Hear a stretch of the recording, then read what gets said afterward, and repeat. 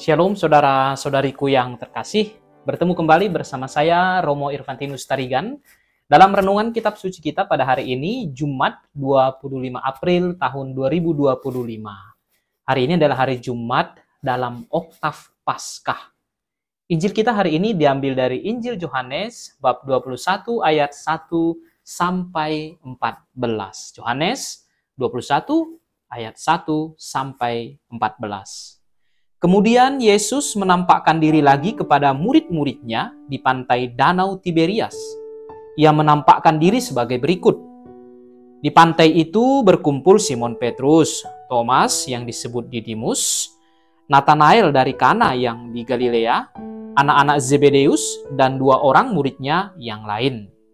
Kata Simon Petrus kepada mereka, "Aku mau pergi menangkap ikan." Kata mereka kepadanya, "Kami mau pergi juga bersamamu." Mereka berangkat lalu naik ke perahu. Tetapi malam itu mereka tidak menangkap apa-apa. Ketika hari mulai siang, Yesus berdiri di pantai. Tetapi murid-murid itu tidak tahu bahwa itu adalah Yesus. Kata Yesus kepada mereka, "Hai anak-anak, apakah kamu punya ikan?" Jawab mereka, "Tidak." Kata Yesus kepada mereka, "Tebarkanlah jalamu di sebelah kanan perahu, maka kamu akan mendapatnya." Mereka pun menebarkannya dan mereka tidak dapat menariknya lagi karena banyaknya ikan. Lalu murid yang dikasihi Yesus itu berkata kepada Petrus, "Itu Tuhan." Ketika Simon Petrus mendengar bahwa itu adalah Tuhan, ia mengikat jubahnya di badan sebab ia hanya berpakaian dalam, lalu terjun ke dalam danau. Murid-murid yang lain datang dengan perahu karena mereka tidak jauh dari darat. Hanya kira-kira 100 meter saja dan mereka menarik jala yang penuh ikan itu. Ketika mereka tiba di darat, mereka melihat api arang dan di atasnya ikan dan roti. Kata Yesus kepada mereka, "Bawalah beberapa ikan yang baru kamu tangkap itu." Simon Petrus naik ke perahu lalu menarik jala itu ke darat, penuh ikan besar. 153 ekor banyaknya, dan sekalipun sebanyak itu, jala itu tidak koyak. Kata Yesus kepada mereka, "Marilah dan sarapanlah." Tidak ada di antara murid-murid itu yang berani bertanya kepadanya, "Siapakah engkau?" Sebab mereka tahu bahwa ia adalah Tuhan. Yesus maju ke depan, mengambil roti dan memberikannya kepada mereka. Demikian juga ikan itu. Itulah ketiga kalinya Yesus menampakkan diri kepada murid-muridnya sesudah ia dibangkitkan dari antara orang mati. Saudara dan saudariku yang dikasihi Tuhan, dalam Injil yang baru saja kita dengar diceritakan bagaimana para murid Yesus menjala sepanjang malam namun tak mendapat apa-apa. Lalu Yesus yang berdiri di pinggir danau bersabda, "Tebarkanlah jalamu di sebelah kanan perahu." Seketika jala mereka penuh ikan. 153 ekor. Ikan-ikan besar. Kata kanan, saudara-saudari yang terkasih, dalam kitab suci kerap digunakan untuk mengungkapkan makna bahwa sesuatu atau hal itu benar atau sesuai kehendak Allah. Kanan sering untuk mengungkapkan sesuatu atau hal itu benar atau sesuai kehendak Tuhan. Maka pesannya bagi kita bisa demikian. Sekeras apapun usaha kita, sekeras apapun kita berusaha, jika arah hidup atau usaha itu salah, jika kita menjala di tempat yang salah, maka tidak akan mendatangkan hasil. Sekeras apapun usaha kita, jika kita tidak mendengarkan suara Tuhan yang berseru tadi dari pinggir danau itu, "Tebarkanlah di sebelah kanan," kita tidak akan mendapatkan hasil. Hampa, kosong belaka. Tapi selekas kita mendengarkan suara Tuhan, kita akan tahu kita harusnya menjala di tempat yang mana. Jadi saudara-saudariku yang terkasih, para murid itu akhirnya mendapatkan ikan setelah mereka mendengarkan suara Tuhan, dan dari suara Tuhan yang berkata, "Tebarkan di sebelah kanan," mereka mendapatkan hasil yang berlimpah-limpah.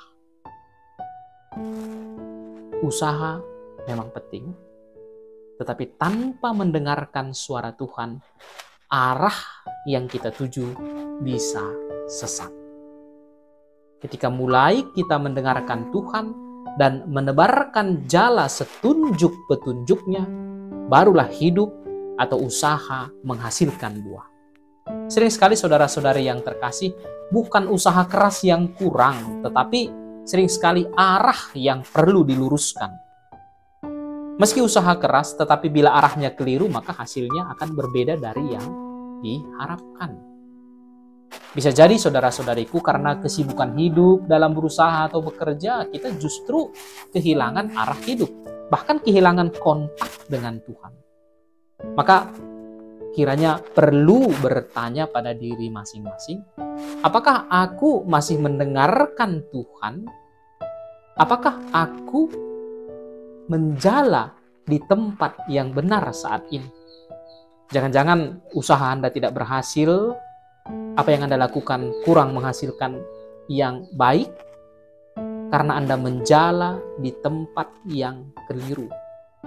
Tapi untuk dapat tahu di mana kita harus menjala, kita harus mendengarkan suara Tuhan. Tapi tentu saudara-saudariku, perlu diingat juga bahwa keberhasilan sejati bukanlah soal hasil yang besar dan melimpah semata. Bukan soal itu semata.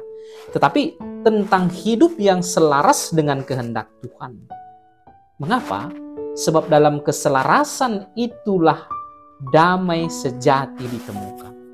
Selaras dengan suara Tuhan yang berkata dari pinggir danau itu. Di situ kedamaian ditemukan.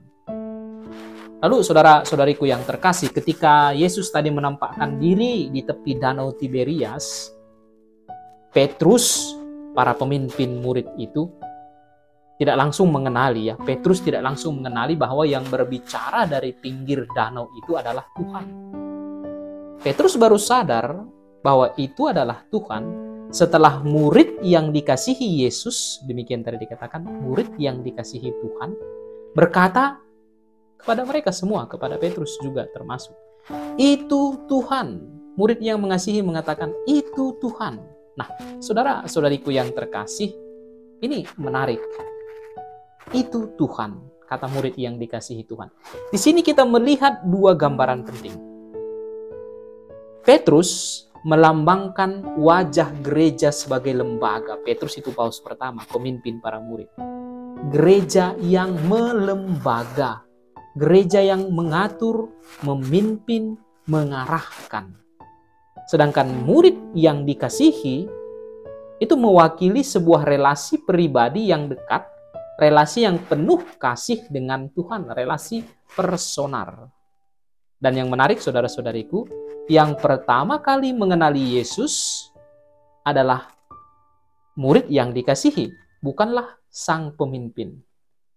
Yang pertama sekali mengenali itu Tuhan adalah murid yang memiliki relasi hati. Ini menjadi pengingat bagi kita semua, bahwa sebaik apapun, serapi apapun gereja dijalankan, manajemen-manajemen di paroki-paroki dijalankan, di stasi-stasi dijalankan, di lingkungan dijalankan, kalau tidak ditopang oleh relasi yang akrab dengan Tuhan, maka bisa saja justru kita tidak mengenali kehadirannya yang nyata dalam kehidupan sehari-hari. Kita asik dengan tata kelola, lalu kemudian kita lupa atau lalai memperhatikan relasi pribadi kita dengan Tuhan. Dan kalau begitu, kita tidak mengenali Tuhan yang hadir dan berseru-seru kepada kita. Banyak dari kita aktif di lingkungan, aktif di kepanitiaan Paskah bersama ya pada masa Paskah ini, atau ketika masa Natal aktif di kepanitiaan Natal, aktif dalam pelayanan-pelayanan sosial gereja, ikut misa setiap minggu atau ada yang setiap hari. Itu semua penting. Tapi kisah Injil hari ini mengajak kita merenung lebih dalam. Apakah aku sungguh mengenal Tuhan yang aku layani? Apakah aku punya waktu untuk mendengarkan Dia secara pribadi? Jangan sampai kita jatuh pada asik berbicara tentang Tuhan, tetapi lupa atau jarang berbicara dengan Tuhan. Sibuk, punya peran besar di lingkungan-lingkungan, di paroki, di gereja, tapi malah lupa mengenali wajah Tuhan itu. Saudara-saudariku, gereja sebagai lembaga sangat penting untuk mengatur kehidupan umat. Tetapi relasi pribadi dengan Tuhanlah yang membuat semua itu hidup dan berarti. Relasi pribadi dengan Tuhanlah membuat kebangkitan itu sungguh terasa dan berarti. Maka sangat penting untuk terus membangun relasi dengan Tuhan dalam doa-doa pribadi, dalam keheningan, dalam kesetiaan. Agar kita tidak hanya sibuk bekerja untuk Tuhan, tetapi juga sungguh hidup bersama dengan Tuhan. Bukan hanya sibuk bekerja untuk Tuhan, tetapi juga sungguh hidup bersama Tuhan. Begitu mendengar bahwa yang berdiri di tepi danau itu adalah Tuhan, Petrus langsung bereaksi. Ia segera mengenakan pakaiannya dan terjun ke air untuk menyongsong Yesus. Sebuah tindakan spontan, jujur, penuh kerinduan. Petrus sadar bahwa dirinya telanjang, bukan hanya secara fisik, tapi juga secara batin. Petrus mungkin teringat kembali akan kegagalannya mengakui Yesus. Dia menyangkal Yesus 3 kali. Dia teringat tentang bagaimana dia menyangkal gurunya itu sebanyak 3 kali. Ia tahu dirinya rapuh, tidak layak, dan penuh luka.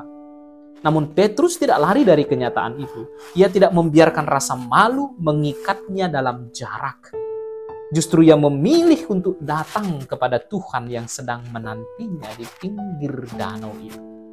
Saudara-saudariku, disinilah letak keberanian iman. Bukan dalam kesempurnaan, tetapi dalam kesiapan untuk kembali meski terluka dan merasa tak pantas. Yesus juga tidak menegur atau menghakimi. Tak ada satu kata pun kita dengar terkait dengan teguran atau penghakiman. Yesus malah telah lebih dulu menyalakan bara dan memanggang roti serta ikan di tepi danau. Sebelum Petrus datang, Tuhan sudah lebih dulu menyediakan tempat pemulihan. Ini sungguh indah, saudara-saudari terkasih. Dalam gambaran sederhana ini, kita melihat kasih Tuhan yang lembut namun kuat. Ia tidak menunggu kita sempurna, tetapi menanti kita datang. Maka dalam setiap Ekaristi, Tuhan pun menyambut kita dengan roti dan anggur, tanda kehadirannya yang menyembuhkan. Ekaristi adalah perjamuan cinta yang memulihkan luka-luka kita, yang menguatkan langkah kita untuk terus berjalan. Seperti Petrus, kita semua memiliki saat-saat jatuh dan menyangkal. Tapi seperti Petrus juga kita dipanggil untuk tidak tinggal dalam rasa bersalah, untuk keluar dari rasa bersalah dan menyongsong Tuhan yang lebih dulu mengasihi dan memulihkan kita. Pemandangan di tepi danau itu sangat menyentuh saudara-saudari yang terkasih. Yesus yang telah bangkit, Tuhan yang mengalahkan maut, tidak menampakkan diri dalam kemegahan atau sorak-sorai. Ia berdiri di tepi danau sebagai seorang sahabat, seorang yang peduli akan lelah dan lapar para muridnya. Ia menyalakan bara api, memanggang ikan dan roti, lalu memanggil mereka untuk makan bersama. Ini bukan sekadar sarapan pagi, saudara-saudariku. Ini adalah ungkapan nyata dari kasih Tuhan yang sederhana tapi sangat mendalam. Yesus tahu kelelahan para murid. Yesus tahu mereka lapar, bukan hanya secara fisik, tapi juga secara batin. Maka Yesus hadir sebagai pribadi yang memberi keteduhan dan pemulihan. Yesus kemudian berkata, "Bawalah beberapa ikan yang baru kamu tangkap." Ini adalah cara Tuhan bekerja yang sangat nyata dan terjangkau dalam kehidupan kita sehari-hari. Tuhan tidak meminta kita memberikan sesuatu yang luar biasa atau hasil yang sempurna. Tuhan tahu kita terbatas. Namun Dia tetap mengajak kita untuk berpartisipasi, untuk memberi dari apa yang kita miliki sekecil apapun itu. entah hanya sedikit usaha atau waktu yang terbatas. Selebihnya, Tuhan akan memenuhi dengan rahmat-Nya. Dalam kehidupan kita, seringkali kita merasa bahwa Tuhan sudah memberi banyak berkat, tetapi kita merasa tak cukup untuk ikut berpartisipasi. Di tempat kerja, dalam keluarga, atau dalam pelayanan-pelayanan gerejawi yang Anda dan saya lakukan. Kita sering merasa bahwa apa yang kita miliki tidak cukup besar untuk memberi dampak. Tetapi, saudara-saudariku, Tuhan tidak menginginkan kita memberi lebih dari yang kita punya. Dia hanya meminta kita untuk memberi tambahan. Ingatlah apa yang digambarkan dalam Injil itu, Tuhan sudah membakar ikan dan roti. Lalu dia minta tambahan dari hasil tangkapan itu. Mungkin Anda dan saya hanya sedikit waktu untuk mendengarkan orang lain. Mungkin hanya punya sedikit tenaga untuk membantu rekan kerja. Atau sedikit perhatian kepada keluarga. Tidak apa, yang sedikit itu pun Tuhan mintakan dan berikan kesempatan kepada kita untuk membagikannya. Dalam momen-momen sederhana itu, ketika kita menggabungkan usaha kita dengan berkat Tuhan, maka terciptalah karya yang besar, yang memberi kekuatan baru untuk terus berjalan dan memperjuangkan kebaikan dalam hidup kita sehari-hari. Inilah barangkali yang bisa menjadi poin-poin permenungan untuk menemani permenungan kita akan kebangkitan Tuhan kita, Yesus Kristus. Saudara-saudariku, Tuhan mengajak kita berkontribusi dalam karyanya. Tuhan memberkati. Selamat Paskah.